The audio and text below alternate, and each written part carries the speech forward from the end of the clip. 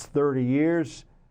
Hundreds of people died that day, and we think it's interesting that the CIA did what it did, and that's why we sued for information on their propaganda video on TWA Flight 800. We're coming up on the 30th anniversary of the crash of TWA Flight 800. You may recall, if you're old enough, in the explosion, seeming explosion of Flight 800 off the coast of Long Island back in 1996. But we sued the CIA for records regarding the agency's involvement in the investigation of the crash, including the decision to produce a witness perception animation that purportedly demonstrated how witnesses could have mistaken the visual effect of the exploding aircraft for a missile launch. Now, back in the day, I was involved in investigating Flight 800, and that was, I recall, the CIA released that explanatory video, which was just extraordinary at the time. I mean, all of a sudden, the CIA is releasing propaganda and explanations for the American people about the TWA Flight 800 crash. 230 people died. They had 212 passengers and 18 crew members. And again, the incident happened on July 17th, 1996. So we filed the lawsuit after the CIA, as it's wont to do, failed to respond to our FOIA request. And I've never seen anything like it at the time. I hadn't seen anything like it at the time, and I haven't seen anything like it since. Do you recall the CIA pushing out videos on any other topic since then? I don't.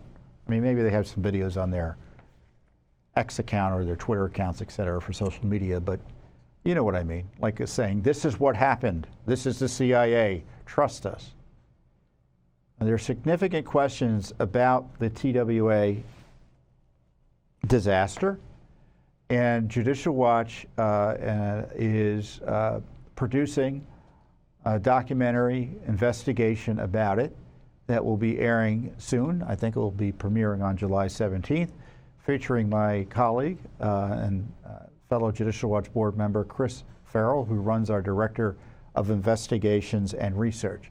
And we have an excellent preview video to show you what you can expect from the Judicial Watch documentary next week. Let's play that.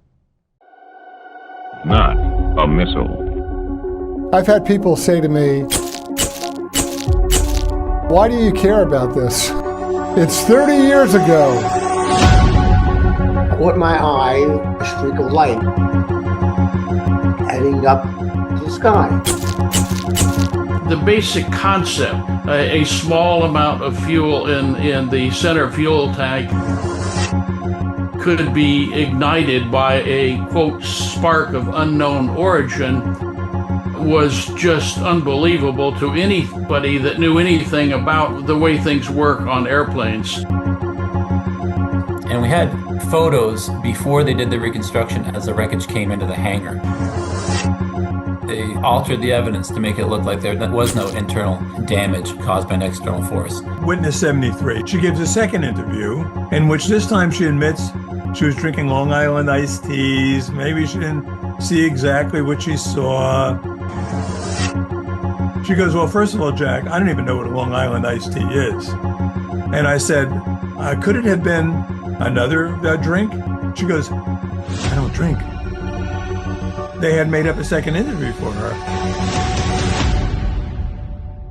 230 people were killed that night in a very violent way.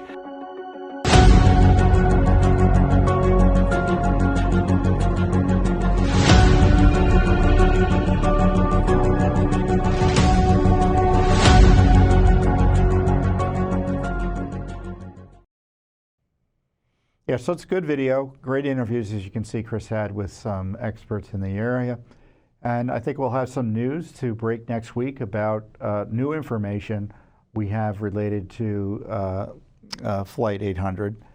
But, you know, there are three theories, right? There's the official theory, which is that, as is referenced in the video, a spark ignited in the fuel tank, otherwise largely empty fuel tank, and blew up the plane.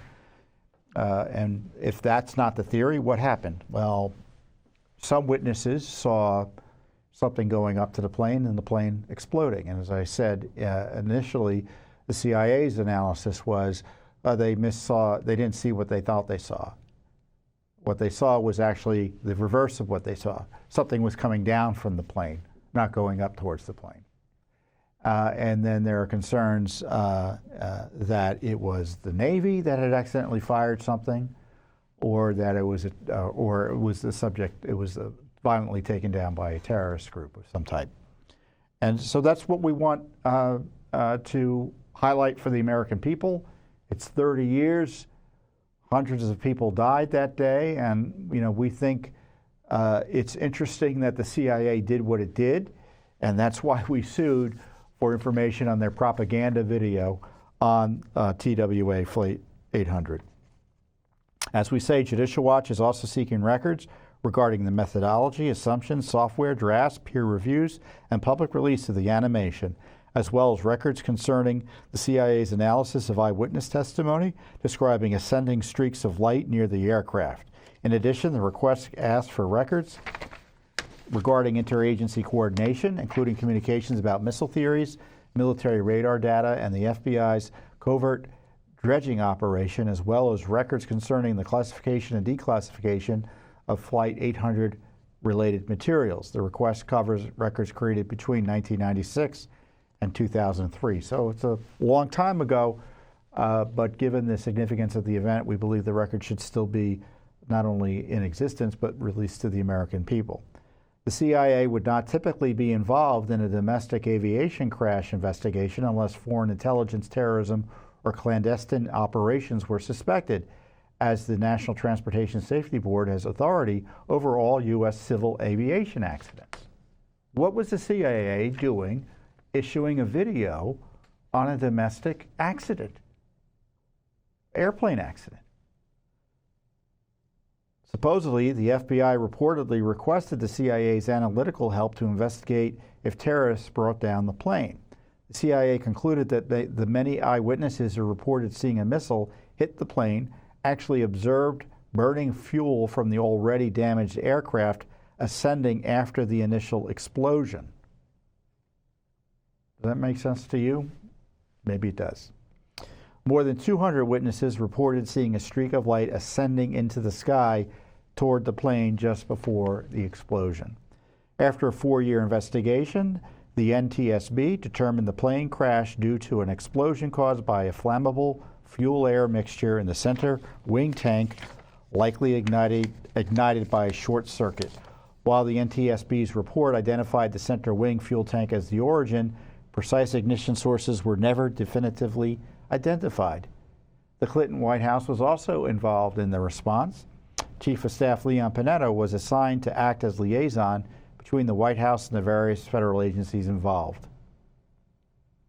2014, the NTSB denied a petition to reopen the investigation.